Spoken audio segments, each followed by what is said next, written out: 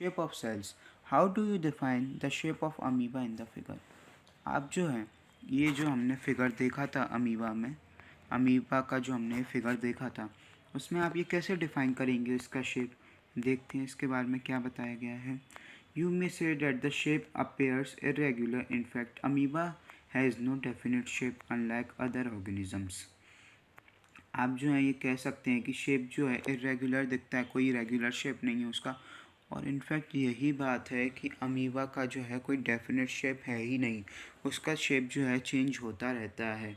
जैसे other organisms का जो एक फिक्स शेप रहता है वैसे अमीबा का नहीं रहता, उसका शेप जो है चेंज होता रहता है। मतलब observe the projections of varying lengths protruding out of its body.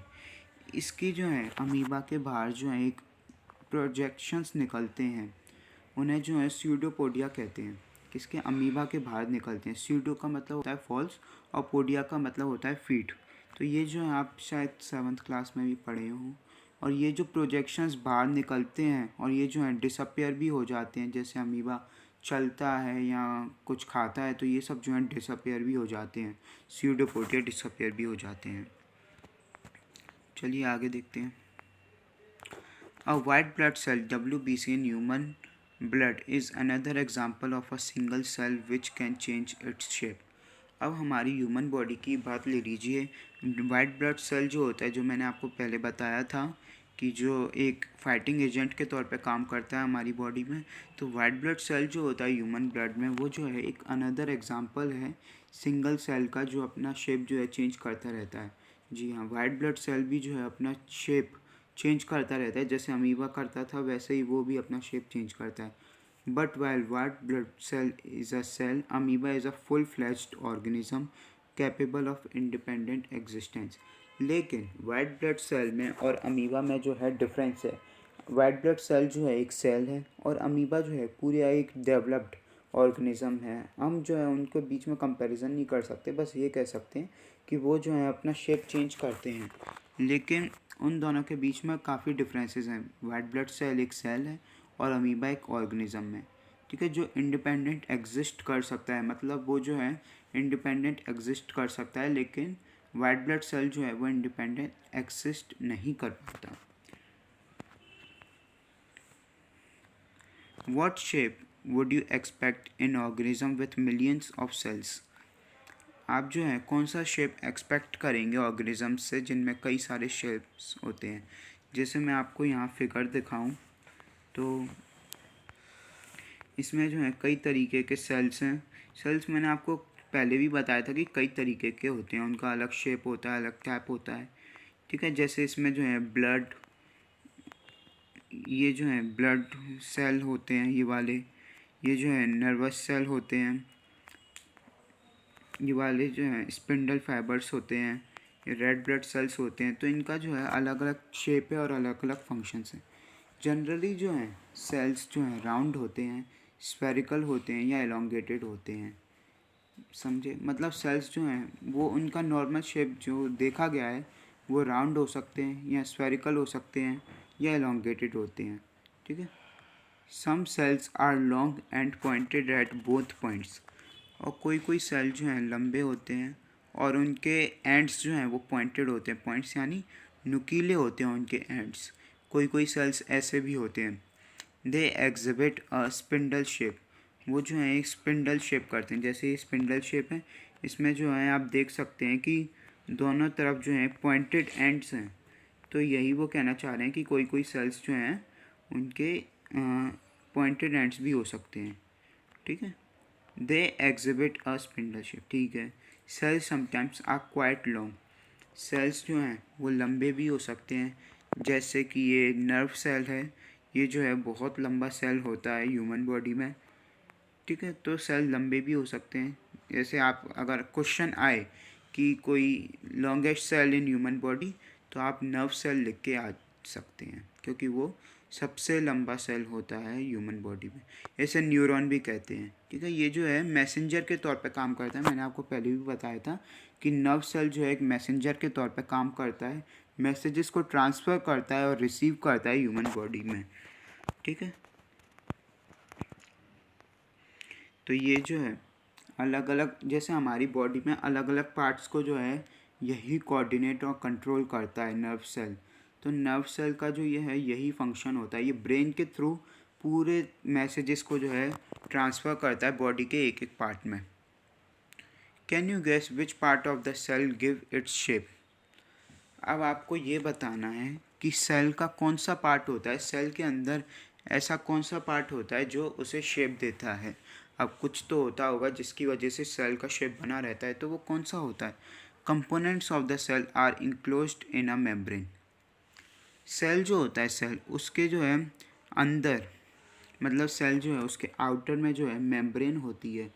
Membrane जैसे किसी किसी के बड़े बड़े बंगलो होते हैं तो उसके बाहर जो है वो चारों तरफ दीवार करा देते हैं, वैसे ही सेल के बाहर जो है एक मेम्ब्रेन होती है, हालांकि वो सेल से ही अटैच रहती है। तो सेल के जो है सारे कंपोनेंट्स उसी मेम्ब्रेन के अंदर आते हैं। This membrane provide shape to the cells of plants and animals. और यही मेम्ब्रेन जो है शेप देती है प्लांट्स और एनिमल के सेल्स को। कौन सी? यही मेम्ब्रेन जो है प्लांट्स और एनिमल्स के उनको शेप देती है सेल्स को। Cell wall is an additional covering over the cell membrane in plant cells. Animals की बात नहीं कर रहा हूँ, अब मैं प्लांट्स की बात कर रहा हूँ। प्लांट के जो सेल्स होते हैं उनकी जो सेल मेम्ब्रेन होती है, मैंने आपको बताया आउटर मेम्ब्रेन होती है। तो प्लांट सेल्स में जो सेल मेम्ब्रेन होती है उसके बाहर जो है एक सेल वॉल रहती है जो कि एक एडिशनल कवरिंग होती है सेल मेम्ब्रेन पे। मतलब सेल मेम्ब्रेन तो होती ही है प्लांट सेल्स में, लेकिन उसके बाहर जो है एक सेल वॉल भी होती है। जैसे मैं आपको डायग्राम दिखाऊं तो ये देखिए, ये जो है एक प्लांट सेल है, इसमें ये जो है ये यहाँ जूम कर दिया है, तो ये जो है ये सेल मेम्ब्रेन है और ये जो है ये सेल वॉल है, ठीक है, और ये सेल वॉल है। तो उसमें यही कहना चाह रहे हैं, हालांकि ये सेल वॉल जो है एनिमल्स में प्रेजेंट नहीं होती, इसके हम आगे फंक्शंस भी पढ़ेंगे कि ये जो है सेल वॉल इसका फंक्शन क्या होता है, ठीक है। अब आगे देखते हैं। It give shape and rigidity to these cells. ये जो है ये भी शेप का ही काम करती है और सेल्स को जो है रिजिडिटी देती है। आपने बैक्टीरिया देखा होगा, उनके फिगर देखे होंगे, और बैक्टीरिया के अंदर भी सेल होता है और उनकी सेल वॉल में भी जो है उनके सेल में जो है सेल वॉल होती है बैक्टीरिया के सेल्स में। अब सेल्स का साइज़ देखते हैं, सेल्स कितने बड़े होते हैं वो देखते हैं। The size of cells in living organisms may be as small as the millionth of a metre or may be as large as a few centimetres. Cell का साइज़ जो है फिक्स नहीं है, बहुत टाइप के सेल आते हैं।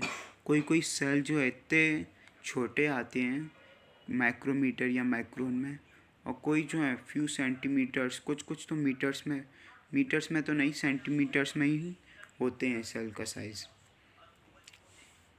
However, most of the cells are microscopic in size and are not visible to the unaided eye. और कुछ सेल्स जो हैं ऐसे होते हैं माइक्रोस्कोपिक साइज़ में कि हम जो हैं उन्हें अनएडेड आई से नहीं देख सकते। उन्हें देखने के लिए हमें जो है माइक्रोस्कोप की ज़रूरत पड़ेगी। They need to be enlarged और मैग्नीफाइड बाय अ माइक्रोस्कोप के द्वारा देखना पड़ेगा। The smallest cell is 0.1 to 0.5 micrometre in bacteria. Smallest cell जो है वो जो है होता है 0.1 से लेके 0.5 माइक्रोमीटर का बैक्टीरिया का मैंने आपको सेल बताया। बैक्टीरिया का जो सेल होता है वो सबसे छोटा सेल अभी तक पाया गया है, जिसका जो है 0.1 to 0.5 माइक्रोमीटर का होता है।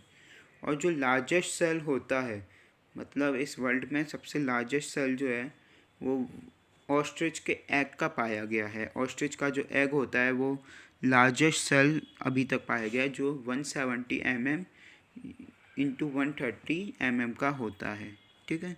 तो ये क्वेश्चन अच्छा है, पूछा जाता है कि सबसे छोटा सेल किसका होता है, तो आप लिख के आ सकते हैं बैक्टीरिया का। और सबसे बड़ा सेल किसका होता है, तो आप लिख के आ सकते हैं ऑस्ट्रिच के एग का, ठीक है। The size of cells has no relation with size of the body or the animals or plant. Size जो है सेल्स का, उसका कोई रिलेशन नहीं होता है एनिमल या प्लांट की बॉडी से। मतलब हम ये नहीं कह सकते कि बड़ा ऑर्गेनिज्म है तो उसमें बड़े बड़े सेल्स पाए जाते हैं, उसमें जो है छोटे छोटे सेल्स भी पाए जा सकते हैं। या हम कहीं छोटा ऑर्गेनिज्म है तो उसमें छोटे छोटे सेल्स पाएंगे नहीं, उनमें बड़े सेल्स भी पाए जा सकते हैं। तो इनका जो है कोई ऐसे रिलेशन नहीं है ख़ास, ये उस पर डिपेंड नहीं करता।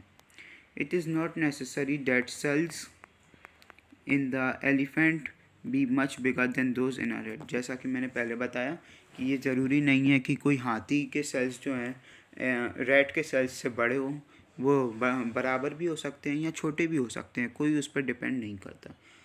The size of cell is related to its function. Cell का जो साइज़ होता है वो उसके फंक्शन से रिलेटेड होता है।